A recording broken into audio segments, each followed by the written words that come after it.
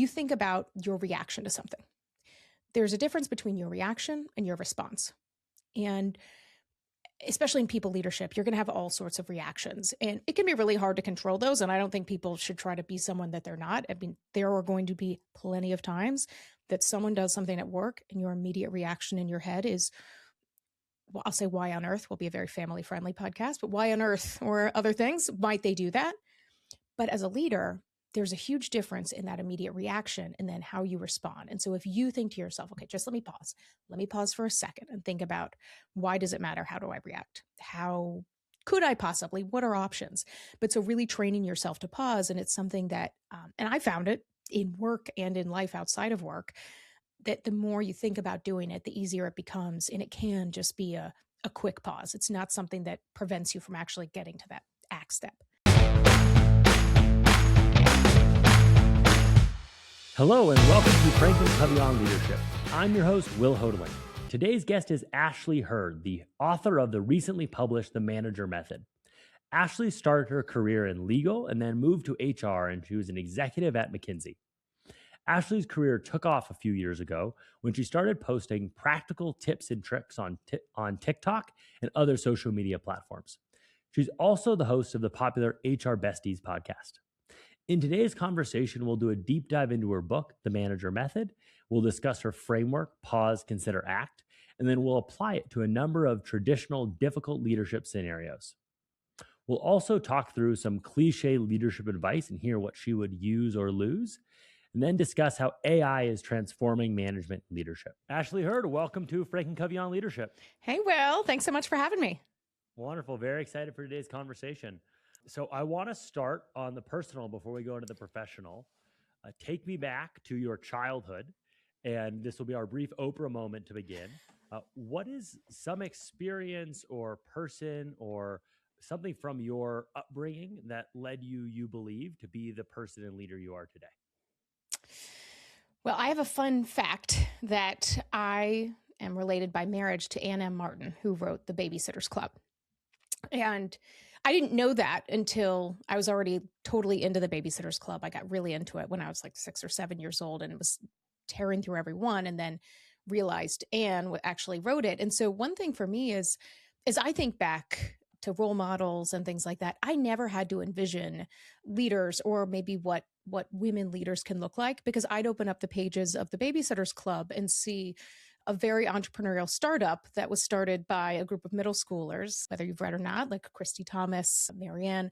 And I realized I'd learned so many lessons at an early age from that. And so I just, absolutely tore through those. And I didn't realize probably until later in life how much that absolutely showed me what leadership can look like in all forms. So that's my very influential aspect back in the 80s.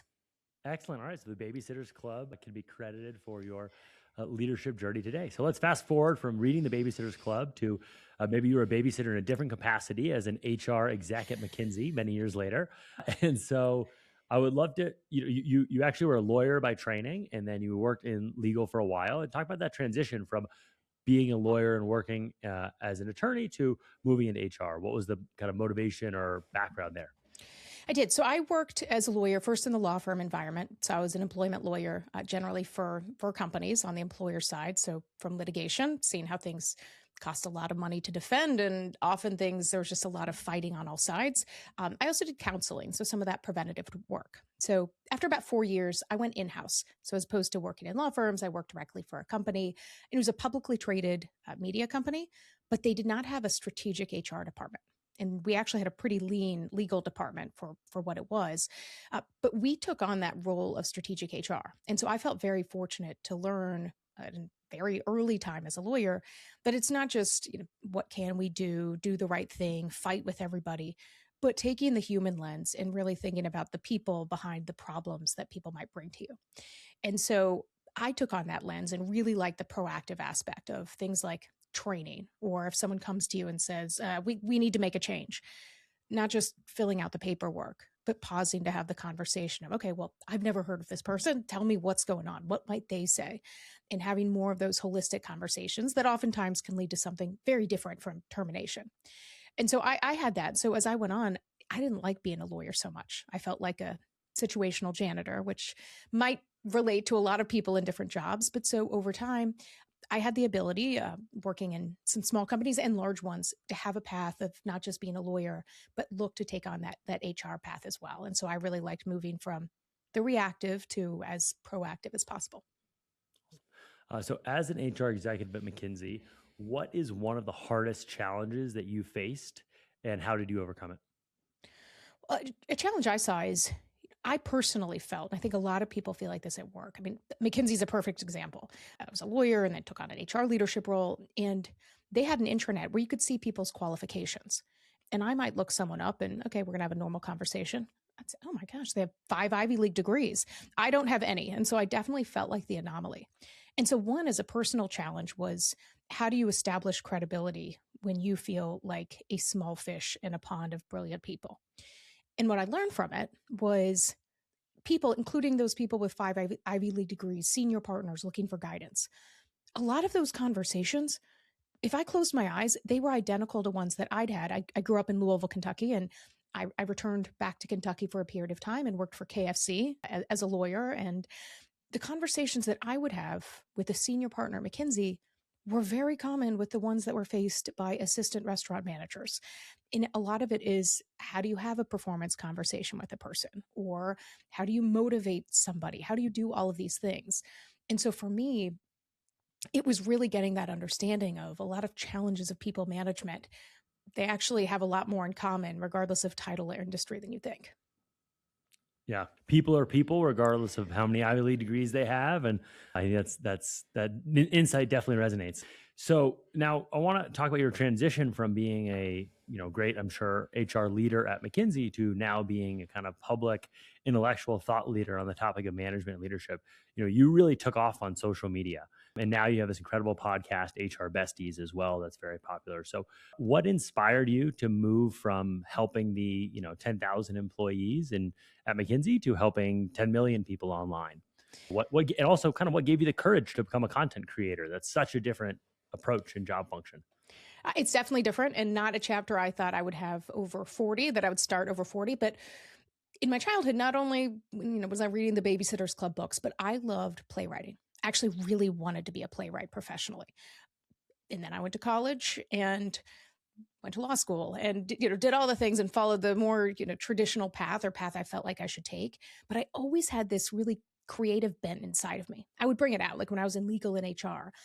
I would do presentations for leaders and try to make them humorous to get their attention. And sometimes you have really heavy topics, but meet people where they are. And so as I was actually at McKinsey, and I'd taken on the role of leading HR for North America. And I was talking to my team, and we were playing that conversation that many people have at work, which is, what would you do if you weren't in your job? Probably a sign that I very quickly could come up with my answer. But I'd said, we lived as a family in Sydney, Australia for a couple of years. And when I was there, I said, I bought this domain a couple of years ago called managermethod.com. I want to start this business where I help managers have difficult conversations. And this woman on my team said, why wouldn't you do that? And I had a very good answer, which is, I'm in this job I at times feel wholly unqualified for and feel very lucky to have. But it really gave me this idea of like, why not? And what's the worst that can happen? I hopefully can find another job someday. But so I started a business and really threading together what I call my career quilt. So my experiences in legal and HR, and where I saw things go wrong, but also where I saw tweaks that could make things go right. And then a couple of years into that, I took that square of wanting to be a playwright and I started sketching out 59-second plays on TikTok, which is really where I first got started. Again, something you don't normally say over 40, but I started to do these role plays where I would play an HR leader, HR business partner on a side of a conversation with the CEO, and have since expanded that to have conversations with managers and all sorts of content. But so I really took all those squares of my career quilt to write, which is actually what I prefer a lot more than the acting part of it. But what I realized, my business is manager training. But what I've also realized is there are so many people that look to social media for their training or for tips because they're not getting it anywhere else. So you blew up on TikTok and have, as you said, maybe unexpectedly develop a real cult following on TikTok. And now you've translated those insights and kind of short 30-second lessons into a book. Manager Method, which came out recently. For those who have not read the book yet, I know it just came out a couple of weeks ago. Could you kind of quickly summarize the core ethos or message from Manager Method? Sure. It's all about a 3-part framework, which is very, very robust. You did work at McKinsey. No. I did. I said things come in threes. Sometimes I do a presentation and I say that, and I say things come in threes, but I'll give you 4 points because I go above and beyond. But I just give 3 in the book, which is pause, consider, act. And it's this framework, just a 3-step framework that sounds a lot like common sense, but isn't really that common. But how to apply it in everything that you do as a people manager, whether it's conversations with your team, from hiring, onboarding, delegation, through performance, and all different examples of actually how to bring that to life. So you said it sounds simple, but in most life, it doesn't actually happen, or it's not that common. It's common sense, but doesn't happen commonly. Why is that? And how do people overcome that? Well, of the 3 steps, the one that people tend to skip most often is pause. And when you skip the pause, it's hard or impossible to do the other 2. But so often, whether intentionally do it, like you have your to-do list and you're trying to get through things and you think to yourself, I don't have time to pause, or subconsciously, many of those listening, if you look at a job description for your organization, it may say we're a fast-paced environment. Or you may have that experience where you're on an email chain and it just feels like it's a race to reply first. And that the biggest value someone can have is being available and responsive. And that can be important, but that's almost a gray cloud I see of technology, as it often makes people feel like no matter what, even if it's an email as opposed to a chat, that you have to instantaneously give information or a response. But sometimes literally pausing for a second can make all the difference in the world, and could have made the path go completely differently. And so I see people really struggling with this idea of pause because you just don't stop to think to do it. How do you teach people to pause then? Well, it is intentional about when you think about your reaction to something. There's a difference between your reaction and your response. And especially in people leadership, you're going to have all sorts of reactions, and it can be really hard to control those. And I don't think people should try to be someone that they're not. I mean, there are going to be plenty of times that someone does something at work and your immediate reaction in your head is, well, I'll say, why on earth? Will be a very family friendly podcast, but why on earth, or other things might they do that? But as a leader, there's a huge difference in that immediate reaction and then how you respond. And so if you think to yourself, okay, just let me pause for a second and think about, why does it matter? How do I react? How could I possibly, what are options? But so really training yourself to pause. And it's something that, and I found it in work and in life outside of work, that the more you think about doing it, the easier it becomes. And it can just be a quick pause. It's not something that prevents you from actually getting to that act step. Yeah, I think that this idea of pod, consider, act is something that definitely resonates with us at FranklinCovey. 7 Habits of Highly Effective People, Stephen R. Covey's seminal book. Habit 1, be proactive. And I think a lot of people today take the term be proactive a little bit differently than he actually originally intended it. His intention for it was actually exactly what you're saying, that there is a space between stimulus and response. And in that space, you have the power, you have the agency to choose what you will do. And so I think habit 1, the foundation of 7 habits, really is about the importance of pause, consider, act. So we're definitely simpatico here.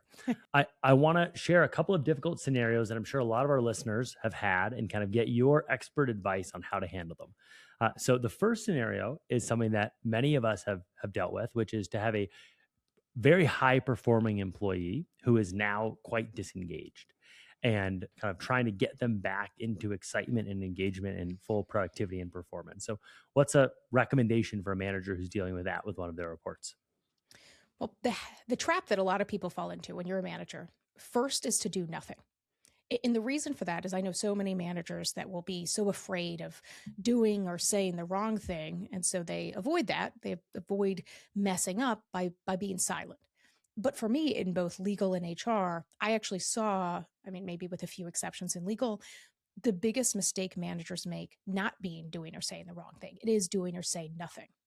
And so you may have a high performer and you may think to yourself, okay, I know they're a high performer. They must be going through something. I'm sure that they will figure it out. I don't need to get involved in that. And you just put it off.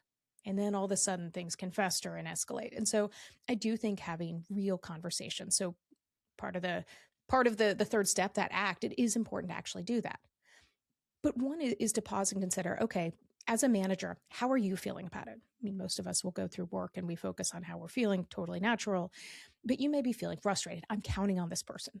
I'm judged by results. I can't have you mess up. And that's how some approach that conversation of, this is what I need from you. You got to get it together. But that pause to consider is, okay, what could possibly be going on? Because sometimes people also jump to the conclusion, like, okay, they're a high performer, but they've come in late, they're untrustworthy, they must be an alcoholic. I mean, and I'm not exaggerating when I've seen plenty of times people jump to these conclusions. And so it's this middle ground between saying nothing and hoping it clears up, or jumping to assumptions and just coming in hot, is to just be honest about what you're seeing. Thinking about, if I were in their shoes and I'm a strong performer and I just seem disengaged, would I want my boss to just hope it comes back to normal, or would I want them to come and assume the worst of me? No, I'd probably want them to have a conversation and ask for my perspective, reiterate what a strong performer I am. And so when you think about it from that lens, it can help you with that consideration, act in a way that gives them the opportunity to share what's going on. Again, some of the things you may be able to solve in the moment, some may be broader things, some you can't change. But that's a way, and that's an approach that I've found people to really be able to have that conversation effectively. We've cracked the code on what makes a great leader who achieves consistent outcomes. It's about balancing high expectations with genuine care for your team. Only 13% of leaders surveyed by FranklinCovey fall into this expect a lot, care a lot category, but they're twice as likely to have highly engaged teams and 2.5 times as likely to deliver exceptional results. Our guide, From Burnout to Breakthrough, Turn Inconsistent Leadership into Sustainable Performance, reveals the daily behaviors that equip today's leaders to build trust and unleash predictable performance. Grab your free copy from the show notes to achieve results through your people, not at their expense. So another difficult scenario that many of us face is building a culture among a remote team. We're now 5 years, I guess, post lockdown. And many teams have come back in person. You have hybrid work, but a lot of companies are still remote first. And so how do you build that tight-knit team culture when people are not co-located? It is, I think, especially important to get face-to-face when you're in a remote environment. And what I mean by that isn't just having a meeting and saying, cameras on, that's a substitute for anything else. What I mean is, I do think having team connection, but also those individual meetings, and then also physically getting in person when you can, whether it's quarterly, annually, depending on budgets and whatnot. But having those conversations, because one thing I see frequently in a remote environment, sometimes more than in person, is like, well, let's say you're my boss. We have a one-on-one. We have a one-on-one that's scheduled every Monday at 10 a.m. Great. Well, I know for a fact I'm going to show up at 10 a.m. You are going to show up at 10:17-ish a.m., or you're going to send me a note and you're going to say, oh, I was meeting with SVPX, this person, list off people, above me in the org chart. Because in remote environments in particular, I do see people running late to things or feeling like it's hard to get attention. And so that problem in remote environments really compounds when people, need that, because now you're saying, okay, Ashley, can you run over a bit? Well, I may be thinking, well, I have a call at 10:30. Now I'm going to be disappointing others. And so one of the biggest steps to do is actually scheduling time, again, both one-on-one and team, and showing up for it. And that's some of that individual connection, which is really important to have the team on. One thing that can be helpful in team environments is having meetings with other teams. So having team calls where you're actually making those actionable, having opportunities to, one thing I found helpful is to, I bring a problem, something I'm dealing with, get perspectives from others to chime in. Again, that can be helpful in person or remote, but especially in remote, it can give people an opportunity to contribute and not just be the round the room. I feel like this is a meeting that could be an email, but also to have meetings with other teams as well. That's one way in remote environments where, okay, legal and marketing, two teams that feel like us versus them.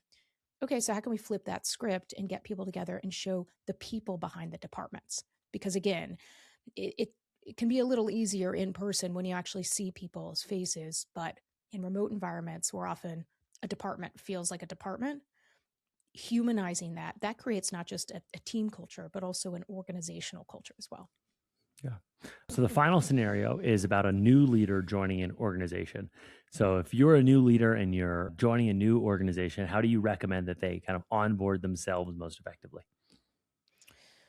Well, one, again, I'll say trap that see people fall into is you feel like you need to have this expertise. You are nervous about how you're going to be perceived. It's important to be real about the things that you may not realize until you start, which is you may at your prior organization have had all of the relationships, political capital, whatever you want to think about. You actually felt really comfortable. You start a new job you're excited about until you actually start the job. And then you feel terrified. Well, new leaders don't always pause to consider how people feel on the other side. Again, on your team, whenever you have someone come in externally in particular, you may have had members of the team that applied for your job that didn't get it. So what do you do in that situation? And plenty of leaders don't say anything. What I do recommend is that those new leaders think about that and have that conversation with that person. If you know that they'd applied, indirectly say, I got this job. I know you have these skills. My goal is to help you develop. My focus is on you. One of the best things a new leader can do is both ask questions to learn things from your team and also reiterate that your job is to show up and support them. So one question in particular that I found really, really helpful is for a new leader to ask members of your team and also cross-functional leaders to build those relationships.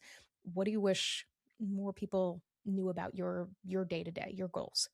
I mean, that can, again, whether it's those reporting to you or those cross-functionally, it's amazing what you can learn about people's career backgrounds, their skills, their interests in a way that you can really build relationships, but also help the work get done.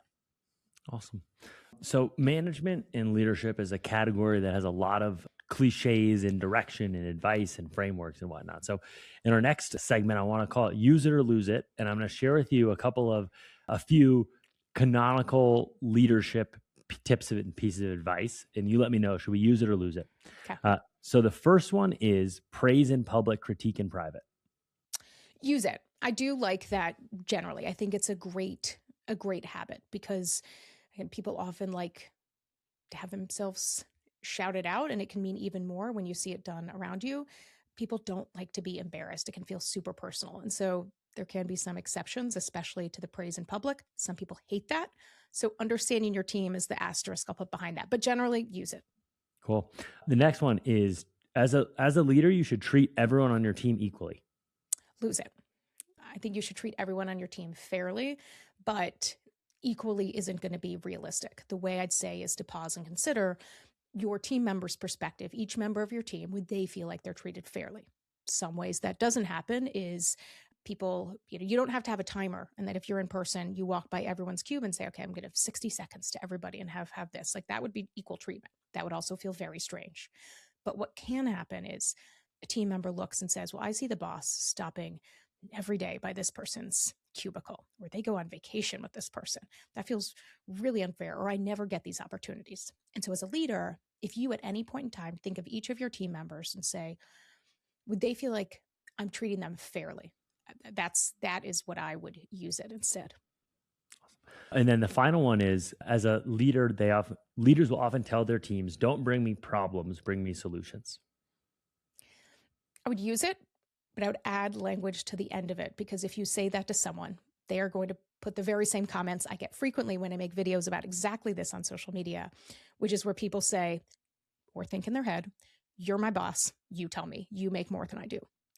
And so it's important to explain the why behind that. And I would say those words or something similar to that, but also add, I'm saying that not because I want you to do my job for me or anything like that, but I actually think you probably have ideas. My job is to give feedback on those or think about how to shape those if I have those. But I want to hear from you, and I'm here to talk through those with you, but not tell you what to do and not give you the opportunity to try something and get credit for it. If you add those, maybe 27 words after it, then that first phrase or sentence will be a lot better received.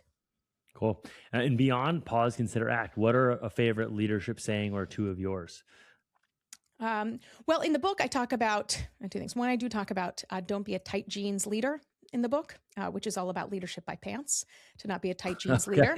Which Explain is like, leadership by pants. I haven't heard that one before. So, I mean, think about tight jeans. So we're recording this right around lunchtime. So let's say, Will, that you just had a big lunch And then you think, oh, I got to dress up for this interview. I'm going to wear my nice jeans. You go to the dryer, put on nice, not stretch, hot, tight jeans. Like, oof is, again, family friendly. Oof is what you tend to hear. Well, that's what it can feel like to work for what people might consider a micromanager. And what I see in this approach often is from people who were promoted to management because they were good at their jobs. They could be a new manager or a very experienced manager, but you're trying to tell people what to do. And oftentimes I see that come from a good intention, wanting your team to do well, not wanting them to waste their time or yours, wanting to protect them and you. And so you're trying to really tell them what to do. That can be really restrictive. Some people rotate to call oversized sweatpants leadership, which I can point to the local high school where my daughter's now a student. That is a very big trend there. It should not be a workplace trend. But that's where people say, well, I'm not going to be restrictive. I've had a boss like that. I'm not going to have one-on-ones. Come find me if you need me. I trust you. You decide. But that freedom doesn't have a waistband or guidance so people actually know what's expected. And so what I say in the middle is an approach that I call cozy joggers leadership or structured autonomy, which is like you think about non-sponsored Viore pants, but something that's functional. But again, people know what's expected. They know they're going to have one-on-ones and be able to get your attention, have those feedback conversations. And so really thinking about it from that perspective. So that's my leadership by pants that I do bring in the book. The second that I will probably say as well is the Maya Angelou quote, people forget what you say, but they never forget how you made them feel. That one you do see that in very pretty fonts on Instagram. But that one has rung true to me for absolutely decades. And it's, the more I advanced in my career as a lawyer and an HR, I really saw the truism that how people feel at work impacts what they do and how long they want to stay. Excellent. Pants leadership, that imagery will stick with me. That's great. They kind of Goldilocks the level of the Vori jogger. So our closing topic before we go on to our typical final question is around the role of AI in leadership. So I've joked before on this podcast that I think that is a rule with podcasts. You're not allowed to have a full interview without discussing AI. So here's our default segment. But in all seriousness, how do you think leadership will look different 5 years from now than it looks today because of the rise of AI? I do think there's going to be this expectation of managers to not just lead people, but AI agents. And the fear I have behind that is that you are going to need people. And if you start putting people and AI on the same playing field, like, oh, this is our teammates, Ashley and Will, and beep, beep, 3PO, or the name that people create that. I actually think it's incredibly important that AI be a tool, and how you vocalize that it is a tool. It is not a replacement for humans, because I do think people crave this aspect of just feeling like you matter and being human at work. And so I think strong leadership more than ever is going to be recognizing that human aspect and ultimately having AI help you to not just look better, but actually be better. So not just, run through this, rephrase this email, draft this thing, but use it to practice, to be efficient. And I think leadership is really going to be figuring out how you balance that, but not forgetting the real human aspect entailed. I've read recently a survey, and it said that most Americans are anxious about the rise of AI. And then in other countries, like in China, for example, people are very enthusiastic and excited about the rise of AI. Should people be anxious? And if not, what would you say to kind of calm people's fears about AI? I would hope people wouldn't need to be anxious, but I do think it's a very natural feeling. And part of it is because there's a huge disconnect in sometimes what organizations are saying to their shareholders in investor letters or their PR statements. And it's all about, we are AI forward, we are AI first. But then the people that are on their teams, and there's a big gap between what's communicated and people just don't know what's expected. And so a big way to bridge that, that I not just think I know can ease those fears, is talking about what that actually means. So just like I asked earlier, I said that it can be a great thing from a manager to put yourself in your team's perspective of, would I feel like I'm treated fairly? And how would each person say? How would each member of your organization, what would they say AI applies to them and in their role? Like what's expected, what's permitted, what's possible? Those three questions of AI. And think on a real perspective if people know how to answer that. and that driving answers to those questions can help to reassure people as much as possible and give that certainty. Because I do think right now there's just a big disconnect of what's said on one lens and what's not being said to internal teams. Awesome. And then for you personally, you just wrote a book. What was the role of AI in writing your book? Well, fortunately, I wrote my book before I was really using AI as much, or at least it was as proficient. I actually, funny enough, I started sketching out the framework of what looks pretty close to the chapters of this book over 10 years ago. I pulled it out from one of my notes and I had that. I mean, there were definitely a few times that I thought, okay, I feel like I say this word too much. What's a different word for that? Which I probably could just use the right click synonym. But I do think it'll be interesting to see what happens. I mean, now with books and AI in the future. But we've with the work I do, we integrate an AI coach, things like that, to take what I do and translate that to people. And so I do think that can be a really helpful use when done within the constraints and not just done by someone taking your content. Excellent. So our final question for all guests, FranklinCovey being a leadership company, is who is a leader that has greatly influenced you and what lesson can we all take from them? So my mother is a leader that I really learned from. My mom had my older brother and me very, very young. And so she actually stayed home to take care of us. She'd left college to do so. So she didn't graduate college till she was about 37 years old. And she wanted to become a lawyer. But things were busy. Law school was 3 years. So she went and got her master's of library science instead, because that was 2 years. And she worked her way up as a librarian. She then had been very sick. She had leukemia. She was in the hospital for months. And she said, when I come out of this, I'm going to law school. Yeah, so she was 46. She ran into her mission. She came out and she's like, well, law school's a lot. I'm going to become a paralegal, which is also a great job. So she went and she did that. But it still didn't scratch the itch. So she ran her first marathon. She was working as a paralegal. She did go to law school.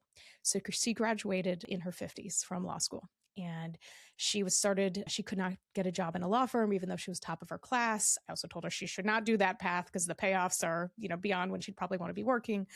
But she started as an intern at her state agency, and she just retired about 2 years ago as their general counsel. And every step of the way, no matter, I saw her at every rung of the organizational ladder doing part-time jobs and things like that when I was young. But one thing I saw from her is I would go into her work. I'd always go and see her. And no matter what her title was, she was a leader. And I would see the impact she had on other people's work and lives and really led with kindness. And so I tried to bring that approach to not just do my job, but do it in a way that has a lasting impact on people's lives.